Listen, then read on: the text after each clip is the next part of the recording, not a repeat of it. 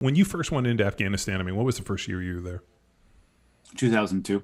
So 2002, when we went in there, there was this idea that, hey, we were going to go get rid of bad guys and we were going to set them up and kind of give them at least I mean, who came in? It was Karzai was the president. Karzai was the first president. Yeah, that's what I was actually doing there in 2002 was the tail end of the security detail for him before it got turned over to the contractors. So you go in, I mean, that was like, there was a huge change from '01 to '02. Then all of a sudden we got into this like nation building where, and I remember you and I even talking about that. You were like, we went in with this clear defined mission. Then all of a sudden it pivoted. Next thing you know, they were dropping castles all over Afghanistan and putting different teams there, and this idea of like nation building and creating some police force. So I wonder where all of a sudden this change in policy happened when it went to, hey, we're going to go in and get the bad guys, clear them out, give them an opportunity to all of a sudden now we're going to give you nation building. I mean, is this the military industrial complex at work trying to figure out, wars of occupation, bilking the American taxpayers of billions of dollars? I mean, there might be an essence of that. I mean, I can't really talk to the people that pull the levers behind the scenes and necessarily where the money goes, but yeah, and 2001, right? Obviously, we're coming up on the 20th anniversary of September 11th next month. What I remember it being described as going into Afghanistan and what my role specifically there was in the early 2000s is we were looking for the people, right? So deny them the ability via terrain or safe haven to recruit, train, and then plan and execute attacks on the United States. So it was really clearly defined. We were there to try to make sure that another 9/11 didn't happen again and to go after the people that were responsible for it.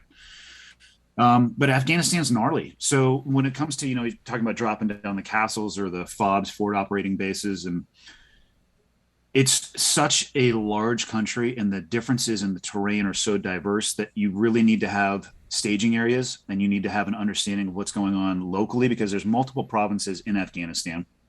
There's everything from like Star Wars deserts to the Himalayas sometimes in the same province.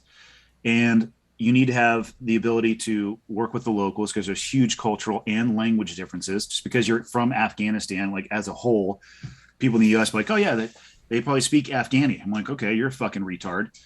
And, there's people in the North will have a difficult time communicating with people in the South or the West or the East or a religious difference or a cultural difference. And they can spot people who are from out of the area from a distance just by looking at them and seeing the way that they are dressed. So dropping the castles was a good idea to hold terrain. And it became, I don't know if you guys have ever heard of the ink blot theory when it comes to counterinsurgency, but it's basically when we put a castle down, think of it as a huge ink blot. And the hope is that it will permeate and spread out the influence of the Afghan government. And then you put another ink blot somewhere else. And eventually, hopefully, they will connect and you will overwhelm the entire country or area that you were trying to do with influence and a blanket of security.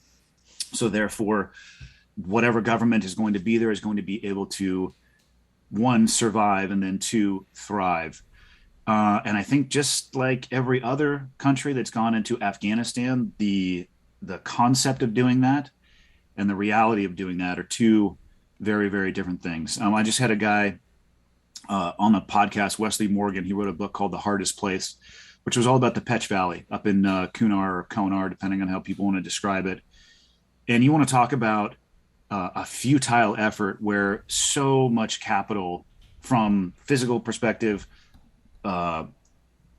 thousands, tens of thousands of soldiers spending years of their life there, the death, the injury, and the destruction. And at the end of the day, they pushed in as hard as they could and backed themselves the way out, repeating operations, 3 and 4 years later, landing literally in the same helicopter landing zones with the same result every single time. And at the end of the day, they were not able to provide any security for that valley, and they ended up backing out of that valley completely. It's the same valley where Operation Red Wings happened. It's where they think bin Laden passed through on his way out of Tora Bora because it has very easy access to Pakistan. You could easily walk from there. But I mean, we're talking over a decade of sustained effort in combat with countless, well, not countless. I mean, I'm sure you can count the exact number of lives. And what did you accomplish at the end of that?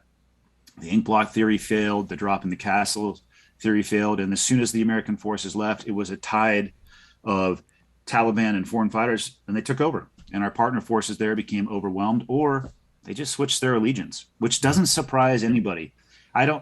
I know a lot of vets, obviously, that served in Afghanistan. I've had a lot of conversations with them over the past few days.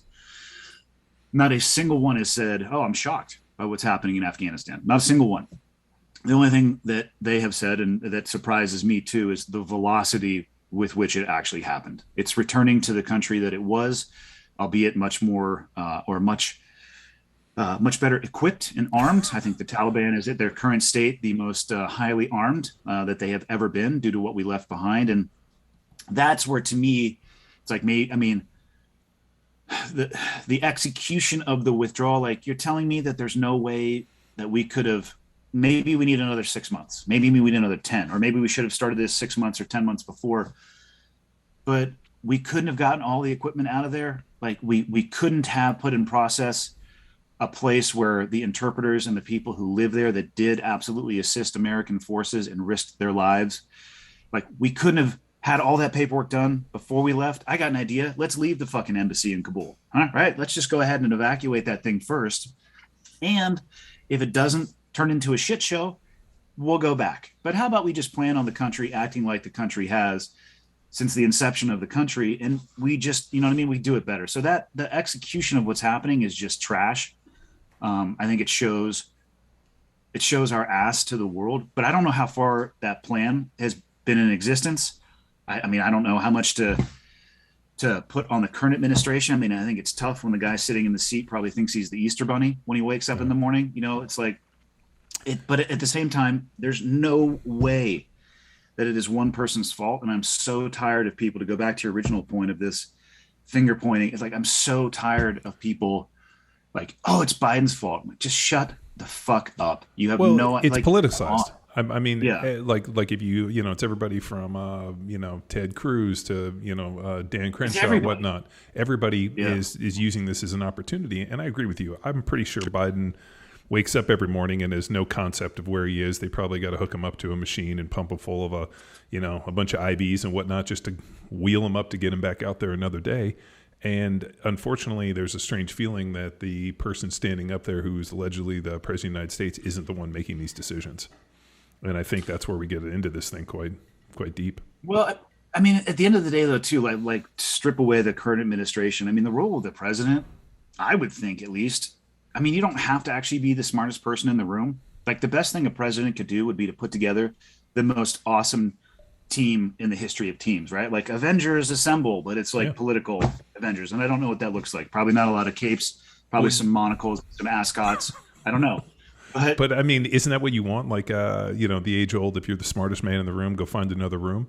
I mean, that was Ronald Reagan's deal. I might not be the sharpest dude, but I'm going to have the sharpest people around me to be able to provide me the best information in real time. And well, yeah, I agree with you. And I think my point is that I don't know how often it is actually the president that makes, in air quotes, a lot of the decisions. I mean, that's why there's the Joint Chiefs of Staff. I mean, it's interesting.